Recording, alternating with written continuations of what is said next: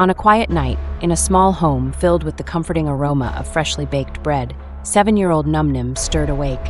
Her sleepy eyes blinked open, and she realized, with growing urgency, she needed to use the bathroom. Swallowing the lump of nervousness in her throat, she slipped out of her warm bed and padded down the hallway in her tiny slippers.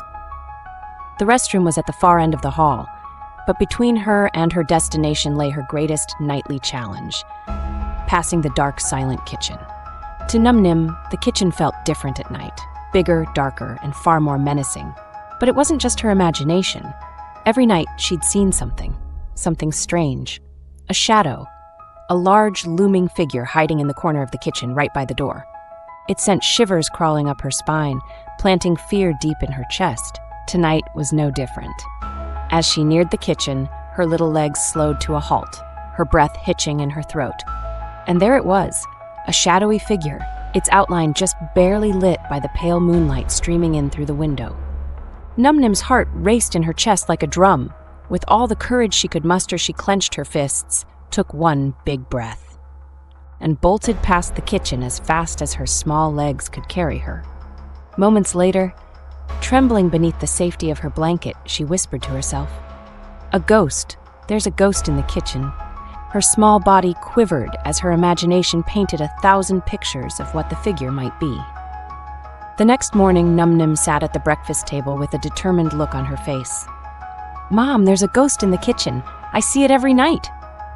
Her mother paused, mid-sip of her tea, and suppressed a soft chuckle.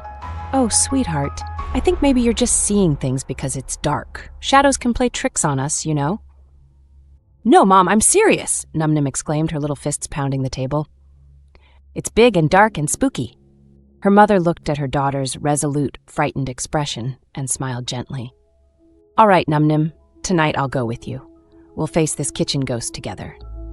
As night fell once more, Numnim clung tightly to her mother's hand, her small fingers digging into her mother's palm as they approached the kitchen. At the doorway, she pointed with a trembling finger. "There, it's there!" Her mother squinted in the dim light, and sure enough, she saw it, an ominous shadow huddled in the corner. Her heart skipped a beat, but she steadied herself. "Let me turn on the light," she said firmly, and reached for the switch. Click! The kitchen flooded with warm light, and the shadow vanished in an instant. Wide-eyed, Numnim and her mother crept into the room, holding their breaths. What they found made them laugh so hard they had to hold their stomachs.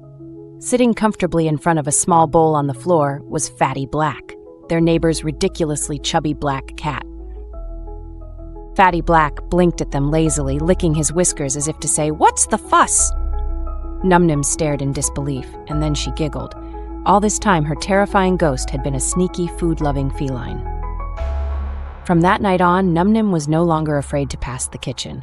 In fact, she and Fatty Black became fast friends. Each night, when she passed the kitchen on her way to the bathroom, she'd peek in to see her unexpected companion munching away, always with a little smile on her face.